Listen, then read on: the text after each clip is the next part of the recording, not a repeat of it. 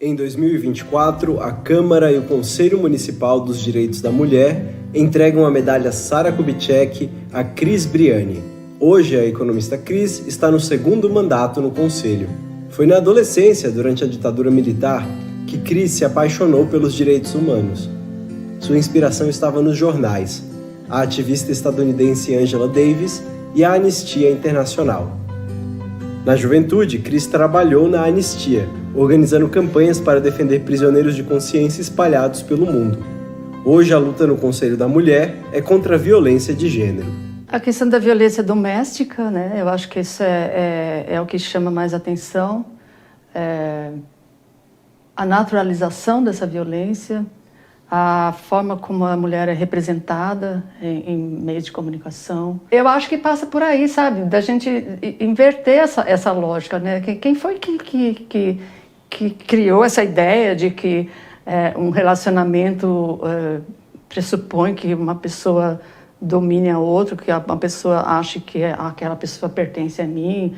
Nascida em São Paulo, Cris veio para Valinhos em 2012 e se envolveu com a cidadania e a política. Participou dos conselhos municipais do Meio Ambiente e do Desenvolvimento Urbano, integrou o grupo Mobiliza Plano Diretor e é ativa no Centro de Cidadania Dorothy Steng. Concorreu às últimas eleições e foi vereadora suplente em Valinhos em 2022. O que eu encontro ali no Conselho da Mulher, naquele grupo aguerrido, todas elas, de uma forma ou de outra, elas decidiram dizer não ao script que estava escrito para elas. Cris trabalhou na Unicamp e na Fundação Perseu Abramo, do PT. Em 2007, fez o seu doutorado em Educação na Universidade de Brighton, na Inglaterra. Empregos, política, universidade. Foi desafiador ocupar lugares anteriormente proibidos para mulheres. Não ser bem vista, né? Ser questionada assim, puxa, essa pessoa devia estar fazendo outra coisa, essa pessoa não é adequada, mas ela... Não, fora a questão da autoimagem, né? Que ainda é uma coisa muito séria, né? Para as mulheres, para qualquer área que elas vão, né? Essa coisa de dizer, mas ela é gorda, ela é velha, ela não pinta o cabelo, ela, assim, tudo que a mulher resolve fazer e ela não fazia ainda, ela nunca fez, é questionado.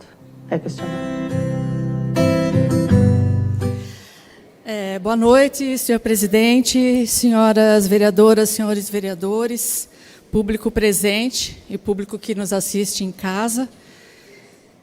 Eu quero iniciar agradecendo imensamente ao Conselho Municipal dos Direitos da Mulher, na pessoa da sua presidenta, a doutora Alexandra Parra, pela honra de ter sido indicada para receber essa medalha. Ao Centro de Cidadania e Defesa dos Direitos Humanos e Desenvolvimento Social, Dorothy Steng, entidade que represento nesse conselho, na pessoa da senhora Teresita Amaral. E aos vereadores e vereadoras que aprovaram a indicação. É muito difícil transmitir em palavras o sentimento de integrar agora a lista de mulheres incríveis que já receberam essa medalha, como as que tiraram a foto aqui com a gente. Teresita, Benê, Laís Helena, Silene, tantas outras.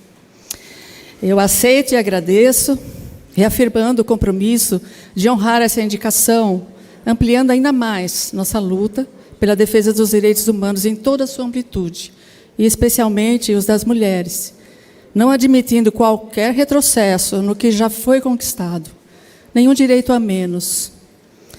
Meu nome é Cris Briani, eu tenho 65 anos, eu sou também mãe, tenho orgulho de dizer que as minhas 2 filhas estão aqui presentes, eu sou mãe de 3, tenho um menino, um garoto também, e sou avó de 4 netas, sou feminista, me formei em economia, e fazendo aqui uma autodescrição, eu tenho estatura mediana, eu uso óculos, eu tenho cabelos grisalhos, e eu estou vestindo o chale palestino.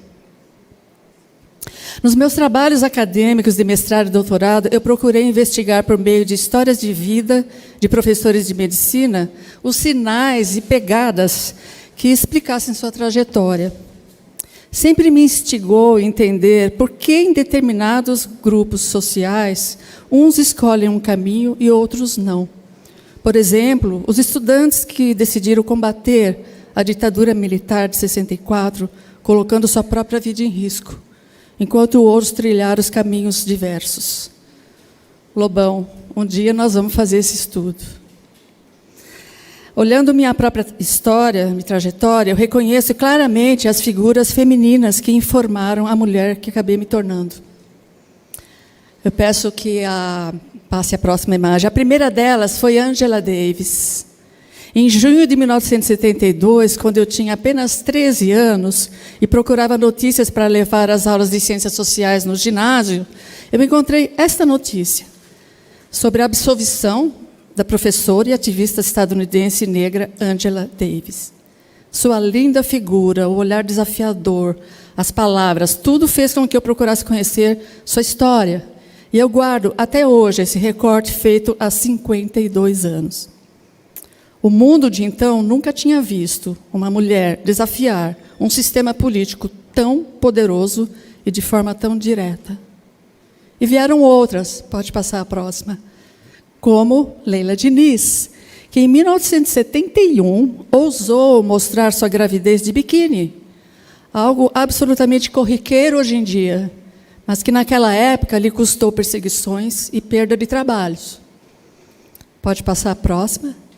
E Jane Fonda, que ousou questionar a entrada do seu país na Guerra do Vietnã, e por essa razão também foi isolada no seu ofício de atriz, e só foi reabilitada anos depois, e ela nunca mudou de lado. 15 anos mais tarde, minha vida reencontrou a questão dos direitos humanos na coluna mensal da Anistia Internacional, que existia na Folha de São Paulo, pode passar isso, e que trazia casos do mundo todo de prisioneiros políticos e de consciência sem julgamento e uso da tortura, com campanha de cartas aos governos para mostrar que o mundo sabia o que estava acontecendo e o que eles estavam fazendo.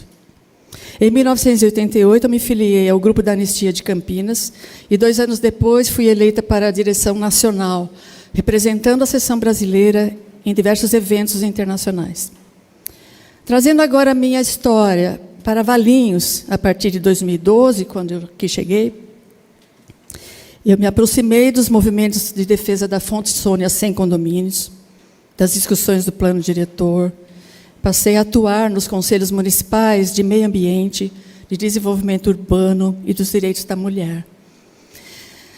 Conhecendo outras formas de atuação igualmente potentes, e, nesse sentido, convido todas as mulheres a ocuparem esse lugar de participação social que nos é garantido pela Constituição. Em 2020, coloquei meu nome à disposição e fui eleita a primeira suplente desta casa pelo Partido dos Trabalhadores, assumindo a vaga de junho a agosto de 2022, durante a licença do professor Marcelo Yoshida. Por 2 meses, então, esta casa teve uma terceira vereadora, uma realidade que, infelizmente, espelha a baixa representação feminina em todas as casas legislativas do nosso país, apesar de sermos a maioria da população. Porém, e há sempre um porém, a questão vai muito além da igualdade de gênero. Ela abarca também raça e classe social.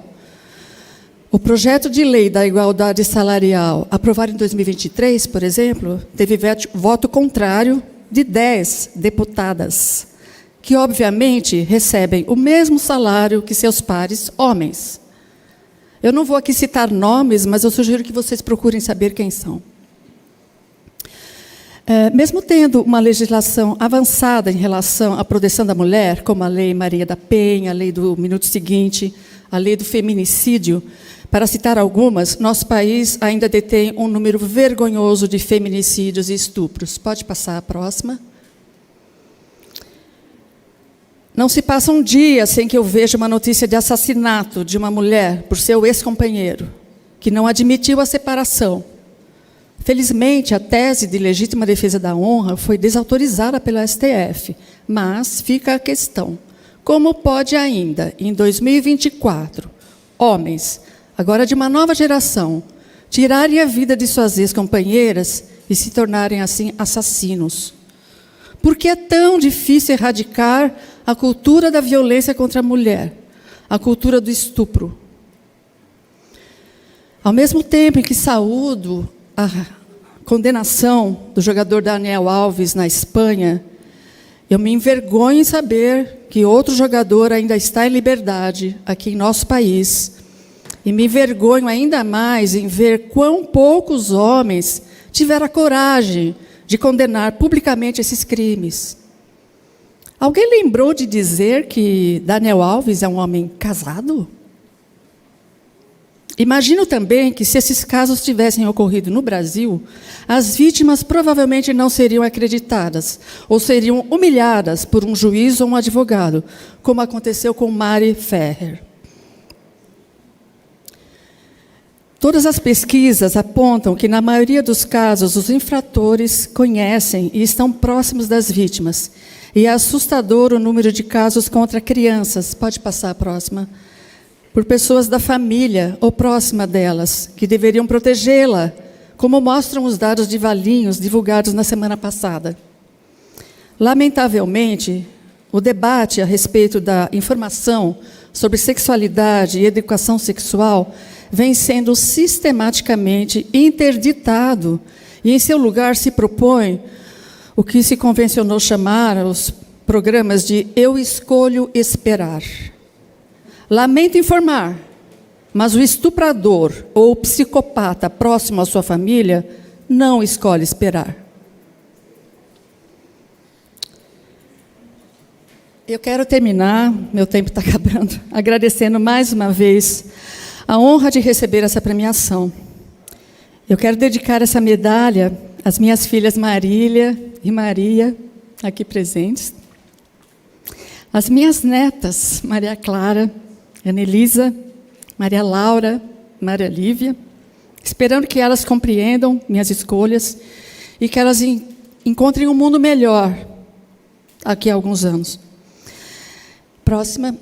Também quero dedicar aos familiares que até hoje esperam do governo brasileiro respostas sobre seus filhos e filhas desaparecidos durante a ditadura militar de 64, como é o caso de Ana Kuczynski, uma professora de Química, que foi presa e desapareceu em 22 de abril de 74. A próxima. E, finalmente, eu quero dedicar às mulheres palestinas. Muito obrigada.